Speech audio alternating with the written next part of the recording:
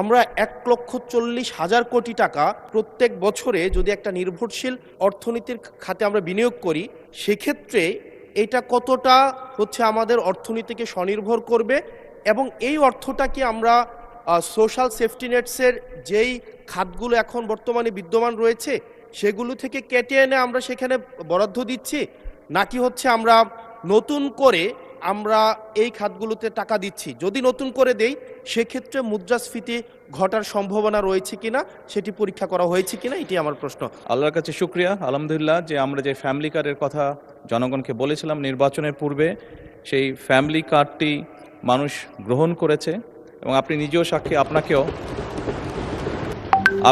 সাক্ষী আপনার নির্বাচনী এলাকাতেও আপনাকেও মহিলারা ঘিরে ধরেছিল ফ্যামিলি কার্ড দেওয়ার জন্য। মাননীয় প্রধানমন্ত্রী মাত্র যে উত্তরটি দিয়েছেন, নারীদের সামগ্রিক উন্নতির জন্য, অর্থনৈতিক উন্নতির জন্য যেসব পদক্ষেপগুলো নিয়েছেন সেসব পদক্ষেপের 5 নম্বর প্যারাগ্রাফের আলোকে মাননীয় স্পিকার আমার সম্পূরক প্রশ্ন। মাননীয় প্রধানমন্ত্রী বলেছেন যে টোটাল 4 কোটি পরিবারকে আমরা ফ্যামিলি কার্ডের আওতায় নিয়ে আসব। আমরা যদি 4 কোটি পরিবারকে আমরা ফ্যামিলি কার্ডের আওতায় নিয়ে আসি তাহলে আমাদের 1,20,000 কোটি টাকা মাননীয় স্পিকার আমাদের টোটাল খরচ হবে এবং প্রসিজারাল কস্ট সহ সেখানে 1,34,000 কোটি টাকা আমাদের বার্ষিক খরচ হচ্ছে। আবার গত সপ্তাহে মাননীয় স্পিকার আমরা ফার্মার্স কার্ডের বিষয়ে জানলাম যে 2,75,00,000 ফার্মার্সকে আমরা ফার্মার্স কার্ডের অধীনে আমরা নিয়ে আসব। মাননীয় সদস্য সরাসরি প্রশ্ন করুন, ভূমিকা বাদ দেন, প্রশ্ন করুন। তো সেখানে 6,875 কোটি টাকা, যেখানে প্রসিজারাল কস্ট সহ 7,000 কোটি টাকা মাননীয় স্পিকার খরচ হচ্ছে। অর্থাৎ মাননীয় প্রধানমন্ত্রীর কাছে আমার প্রশ্ন, এই পদক্ষেপগুলো নিঃসন্দেহে মানুষকে সংযোগ করেছে, মানুষ সেগুলোর প্রতি আকৃষ্ট হয়েছে, কিন্তু আমার প্রশ্নটি আমরা 1,40,000 কোটি টাকা প্রত্যেক বছরে যদি একটা নির্ভরশীল অর্থনীতির খাতে আমরা বিনিয়োগ করি, সেক্ষেত্রে এটা কতটা আমাদের অর্থনীতিকে স্বনির্ভর করবে এবং এই অর্থটাকে আমরা সোশ্যাল সেফটি নেটসের যেই খাতগুলো এখন বর্তমানে বিদ্যমান রয়েছে সেগুলো থেকে কেটে এনে আমরা সেখানে বরাদ্দ দিচ্ছি, নাকি আমরা নতুন করে আমরা এই খাতগুলোতে টাকা দিচ্ছি। যদি নতুন করে দেই সেক্ষেত্রে মুদ্রাস্ফীতি ঘটার সম্ভাবনা রয়েছে কিনা সেটি পরীক্ষা করা হয়েছে কিনা, এটি আমার প্রশ্ন। ধন্যবাদ মাননীয় স্পিকার। মাননীয় প্রধানমন্ত্রী।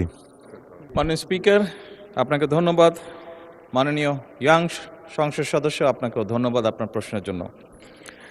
অবশ্যই আল্লাহর কাছে শুকরিয়া আলহামদুলিল্লাহ যে আমরা যে ফ্যামিলি কার্ডের কথা জনগণকে বলেছিলাম নির্বাচনের পূর্বে, সেই ফ্যামিলি কার্ডটি মানুষ গ্রহণ করেছে এবং আপনি নিজেও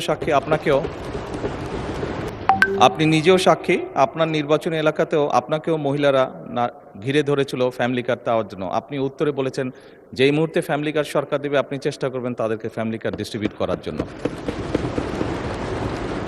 মাননীয় সংসদ সদস্য, আপনি নিশ্চয়ই এটি অনুধাবন করতে পারবেন যে 4 কোটি পরিবারকে আমরা ফ্যামিলি কার্ড দিব। আমরা পর্যায়ক্রমিকভাবে সরকার এটা দেবে। পৃথিবীর কোনো সরকারের পক্ষেই একবারে এটি করা সম্ভব না।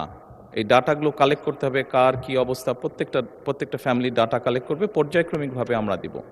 এবং প্রথম স্টেজে আমরা যারা ভালনারেবল ফ্যামিলি আমরা তাদেরকে এই কার্ডগুলো দিব।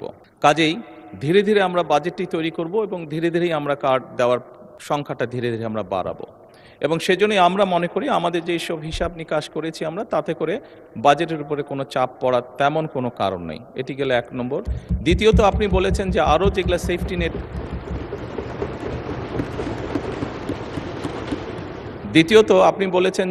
যেগুলো social security safety net program আছে সেগুলির সাথে কনফ্লিক্ট করবে কিনা।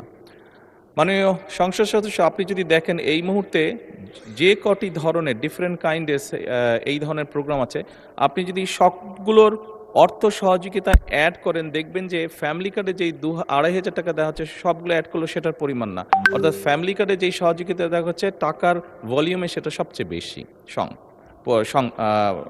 ভলিউমে বেশি 2,500 টাকা। কোনোটাই সবগুলোকে একজন মানুষকে যদি সবগুলো সুবিধা দেন এই মুহূর্তে যেগুলো চালু আছে, তাহলে একজন লোক 2,500 টাকার কম পাচ্ছে, বেশি পাচ্ছে না।